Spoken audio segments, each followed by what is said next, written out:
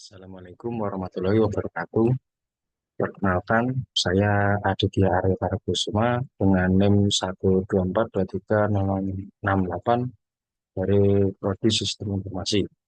Saya di sini akan mempresentasikan tentang IP address dan subnet, serta nanti di akhir kita akan menyimulasikan untuk eh, jaringan di Disco Packet Tracer. Oke, langsung saja. Yang pertama adalah IP address. IP address atau Internet Protocol Address adalah serangkaian angka yang unik yang diberikan kepada setiap perangkat yang terhubung ke jaringan komputer. IP address berfungsi sebagai pengidentifikasi untuk mengatur dan mengelola komunikasi antar perangkat dalam jaringan. Nah, fungsi utama dari IP adalah yang pertama ada identifikasi perangkat, yang kedua pengalamatan dan routing, lalu komunikasi jaringan dan segmentasi jaringan. Nah, di IP address sendiri ada dua jenis, yaitu Internet Protocol version 4 dan Internet Protocol version 6. Untuk Internet Protocol version 4 adalah format IP address yang paling umum, terdiri dari 32 bit dan ditulis dalam kelompok angka desimal. Beri itu contohnya, 192.168.68.1. Dan untuk Internet Protocol version 6 sendiri, yaitu format yang lebih baru dan dirancang untuk menggantikan IP46, IP version 4, terdiri dari 128 bit. IP version 6 menawarkan jumlah alamat yang jauh lebih besar untuk mengatasi kekurangan alamat yang terjadi pada IP version 4. Nah, langsung lanjut ke strukturnya. Di sini ada dua, yaitu yang pertama bagian network. Bagian ini mengidentifikasi jaringan tempat perangkat terhubung. Semua perangkat dalam jaringan yang sama memiliki bagian network yang sama. Biasanya ditentukan oleh subnet mask yang menunjukkan berapa banyak bit yang digunakan untuk bagian network. Lanjut ke bagian host. Bagian ini mengidentifikasi perangkat spesifik dalam jaringan. Setiap perangkat di jaringan yang sama memiliki bagian host yang berbeda. Jumlah bit yang tersisa setelah bagian network digunakan untuk bagian host menentukan jumlah perangkat yang dapat dihubungkan ke jaringan tersebut. Langsung saja ke subnetting. Subnetting sendiri adalah proses membagi jaringan IP yang lebih besar menjadi subnet yang lebih kecil.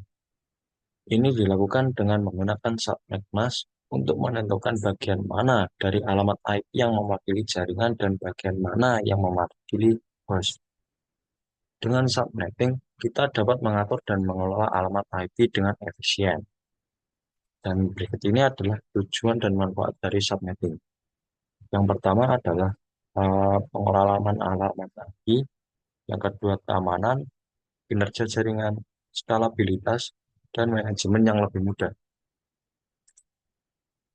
Dan berikut ini adalah teknik subnetting. Di sini terdapat VLSM atau Variable Length Subnet Mask. VLSM sendiri memungkinkan penggunaan subnet mask yang berbeda dalam satu jaringan. Ini berarti Anda bisa membuat subnet dengan ukuran yang bervariasi sesuai kebutuhan. Contohnya di sini, dalam sebuah organisasi, satu cabang dengan 30 perangkat dapat menggunakan subnet mask 255.255.255.224. Sementara cabang lain dengan 100 perangkat dapat menggunakan 255.255.255.0. Lanjut ke eh, teknik subnet yang kedua, yaitu FLSM atau Fixed Length Subnet Mask, yaitu menggunakan subnet mask yang sama untuk semua subnet dalam jaringan. Semua subnet memiliki ukuran yang tetap. Contoh, jika semua subnet dalam jaringan diatur dengan max per 24, setiap subnet akan memiliki 256 alamat, terlepas dari berapa banyak host yang sebenarnya ada di dalamnya. Nah, Subnet mask sendiri adalah angka yang digunakan untuk membagi alamat IP menjadi dua bagian, bagian jaringan dan bagian host. Ini membantu perangkat dalam menentukan apakah alamat IP yang dituju berada dalam jaringan yang sama atau tidak. Contohnya di sini, subnet mask 255.255.255.0 menunjukkan bahwa 24 bit pertama dari alamat IP digunakan untuk bagian jaringan, sedangkan 8 bit terakhir digunakan untuk bagian host. Ini berarti dapat ada hingga 25 alamat IP dalam subnet ini, dengan 254 alamat yang dapat digunakan untuk host. Nah, kita langsung saja menuju ke studi kasusnya. Di sini, studi kasusnya adalah Anda merupakan seorang teknisi jaringan yang ditugaskan untuk membuat jaringan untuk ruang kerja dan ruang rapat. Ruang kerja akan memiliki 40 perangkat, sementara ruang rapat akan memiliki 8 perangkat. Anda akan menggunakan metode VLSM untuk mengoptimalkan penggunaan alamat IP. Dan di sini juga ada IP globalnya, yaitu 192.168.68.0/24. Jadi kita langsung lanjut saja ke Cisco paket tracernya. Nah, kita sudah masuk di Cisco paket tracernya. Yang pertama, saya akan menuliskan IP globalnya terlebih dahulu, yaitu global 22168.68.0/24. Nah, ini menjadi IP global kita dari studi kasus tadi. Lalu yang pertama, kita akan berikan router, akan berikan switch. Karena ada dua ruangan, kita menggunakan dua switch. Lalu kita kasihkan perangkat atau device yang menjadi simbol untuk perangkat yang ada di ruangan tersebut. Kita pakaikan sini dua saja, terus ini dua. Selanjutnya, sebenarnya kita ganti namanya dulu ruang kerja, dan satu lagi ruang rawat. Nah, kita hubungkan kabel terlebih dahulu. Kita pakai kabel yaitu copper strike through. Kita kabelkan dulu.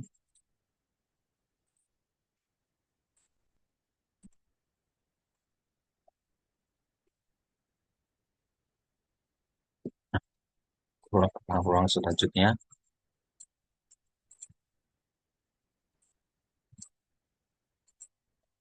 Nah, kita rapikan sebentar.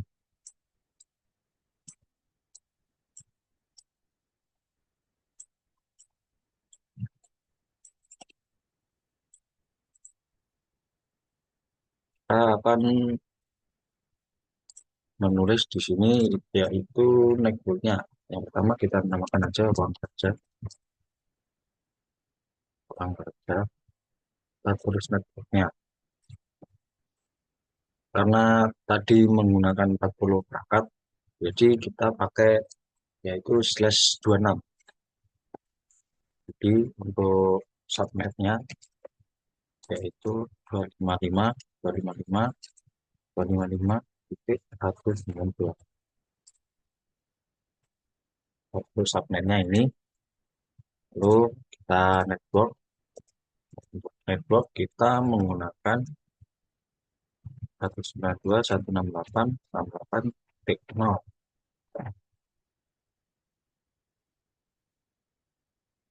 Nah, udah.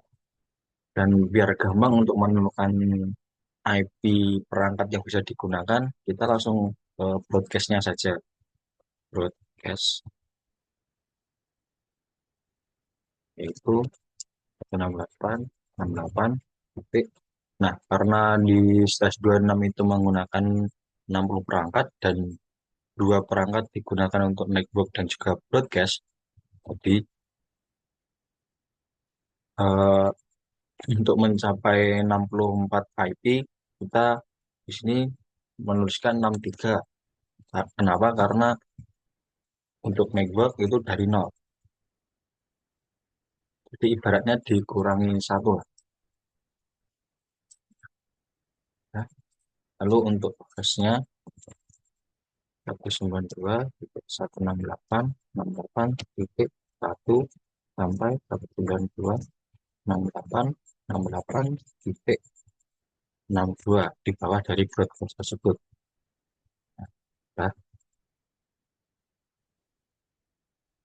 Nah, teruskan. Sekarang kita masukkan IP-nya terlebih dahulu di desktop, lalu IP configuration. Nah, di sini IP-nya kita tulis 192.168.68.1. Sebenarnya untuk IP ini bebas, yang penting tetap masuk dalam range bus tadi. Di sini kan tertulis 68.1 sampai 68.2. Jadi sebenarnya kita bahkan menggunakan 54, 59 itu masih bisa.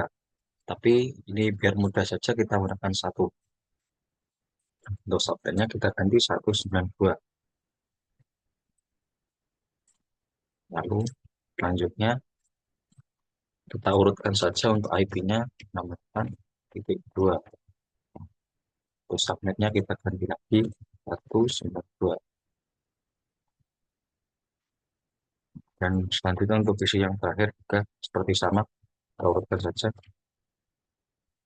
Ya, 192. Kita coba ping terlebih dahulu.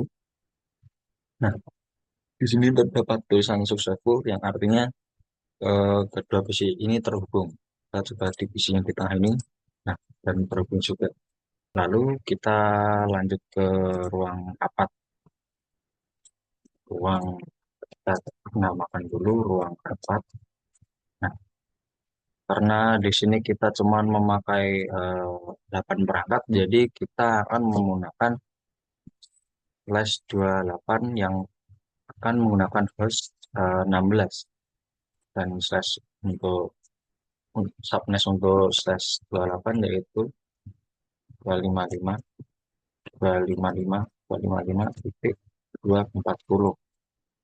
Ini untuk subnet dari ruang rapat karena menggunakan slash 28. Nah, lalu kita tentukan networknya. Network, network 192.168.68 titik. Nah, untuk network dari ruang rapat yaitu lanjutan dari broadcast dari ruang kerja. Berarti kita menggunakan titik 64 untuk networknya. Kita masukkan di sini network. Lalu untuk broadcastnya kita tambahkan uh,